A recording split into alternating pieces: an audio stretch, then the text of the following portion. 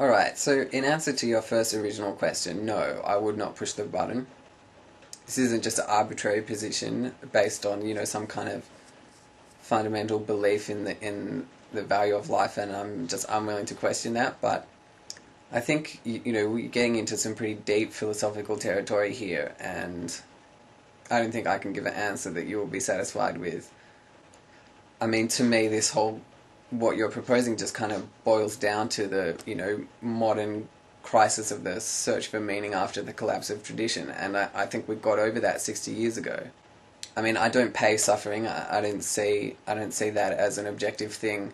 That's something that belongs to a certain section of sentient animals, or is like the tiniest little fraction of life on Earth. And in your video, you're kind of playing to the meaninglessness of the joys and sexual satisfactions and whatever else of the animals. You're saying that's totally meaningless and totally valueless, but you're saying, but the suffering, on the other hand, that holds a real objective weight in the universe. I think it's totally bullshit to put those on different levels. Either their joys and their suffering are important, or their joys and their suffering are unimportant, but not one and not the other. That just doesn't work. I mean, suffering is just an evolved response. Certain sentient animals had a feeling which made them avoid certain things which caused them harm, and that's what helped them survive in the long run. You can tell a similar evolutionary story with pleasures, and they're on the exact same level. But I think you still have a valid point in your question of your question is essentially, what's the meaning of life? What meaningfulness is there to this thing that warrants it being around, that warrants the subjective feeling of suffering? Okay, so let me just go through your 4 questions here. Number 1, would you push the button and just destroy the animals that have no potential for progress over time or anything like that? First of all, are you saying just destroy the animals, or just destroy all life? Because, I mean, animals, that's a pretty tiny part of all life. But anyway, either way, I'd say no. Number 2, your son has to live your exact life. Yes. Number 3, your son has to endure the suffering of 3 people put together. I think that's a pretty weird question. That's way too arbitrary to answer that question. I mean, some people have gone through suffering that, no, I would not choose to put a person on the earth to go through that suffering. So I'm going to say no for that one. But I think that question is totally arbitrary. Number 4, live the life of the average animal. No. I wouldn't want to live the life of the average animal. I like having consciousness, that's pretty fun. Wouldn't want to give that up. But if I was the average animal, I wouldn't care. I wouldn't have the capacity to care. So if that accidentally happened to me, I wouldn't, be totally pissed off. I mean, it's pretty much the same as dying. If you said to me, do you want to die? I'd say, well, not right now, thank you. But, if I died, I wouldn't care. Well, because I would be dead. There would be nothing to care. Alright. What I think this whole thing boils down to is essentially a rehash of the modern crisis of search for meaning after the collapse of tradition. It seems as though there's no meaning, there's no reason for life anymore. There's a whole lot of suffering, there's a whole lot of pain going on, there's a whole lot of people having joys and whatever, but it's all essentially meaningless. And, this all came up in the context of what, I really consider as the failure of the project of enlightenment. The Enlightenment was really this, well-motivated, well-intentioned, and it seemed like quite a rational idea that, we're going to use rationality.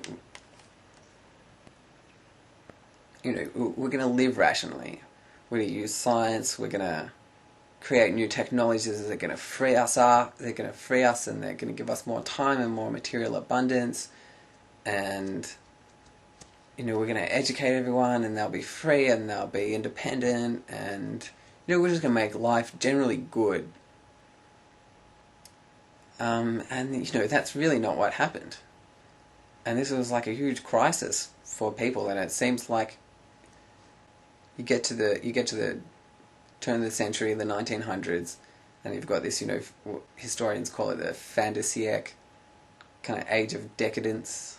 These supposedly enlightened, civilized countries are, heading around the world and hacking up the locals and destroying their culture and killing them and shit. And then, things just escalate from there.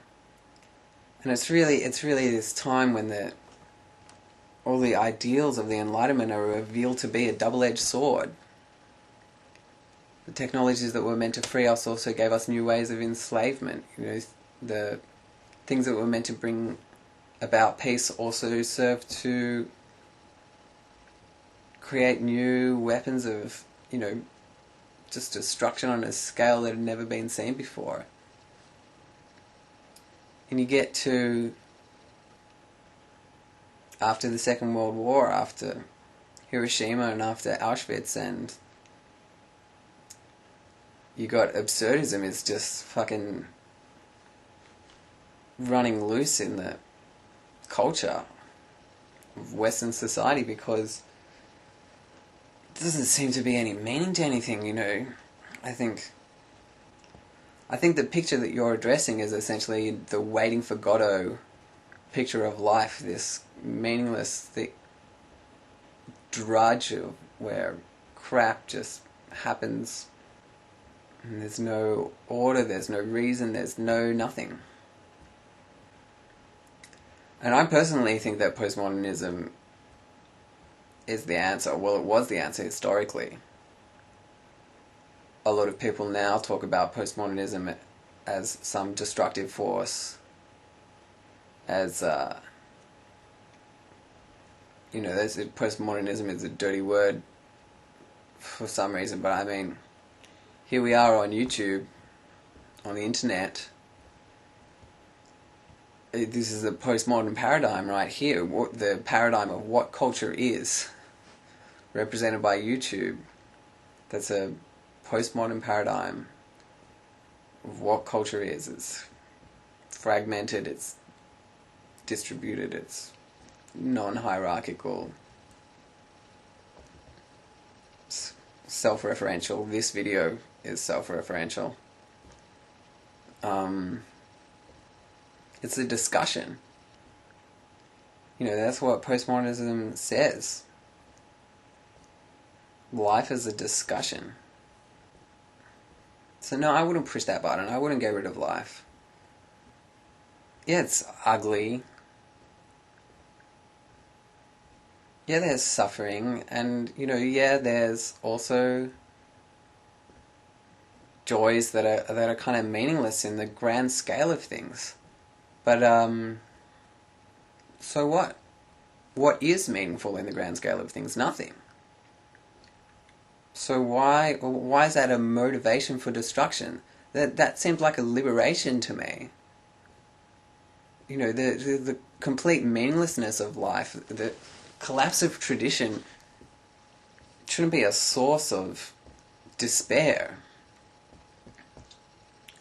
It's a liberation. There's nothing to hold us back. There's no reason not to do the things that are going to make us happy. There's no reason to be subjected to anything. There's no reason to be subjugated under anything. I believe that we have infinite potential. I think that the story of modernity isn't a story of abject failure. I think it's just a story of naivety. We didn't realize that we were wielding a double-edged sword. But now that we realize that, that's not a reason for despair. We can, it's a reason to tread wisely. It's a reason to be careful and to be, conscious. I think that we do have infinite potential. I think that we can keep developing our technology. I think that consciousness is about to take a huge leap forward. And I know that Emendham is going to think that this is a whole bunch of bullshit that's just meaningless talk and doesn't have any relevance to the real world. And that's fine. But if that's your attitude, then You've built in the answer to your question. There is no simple answer to your question that doesn't delve so deep into a person's understanding of what existence is that it's going to come out sounding like, just fucking airy-fairy bullshit to another person. Unless they have similar thoughts. But I've never really done a ramble video before, so there it is. Yeah, I think after this one it's going to be back to tightly edited videos for me. I don't think ramble is my strong... I don't think ramble is my forte.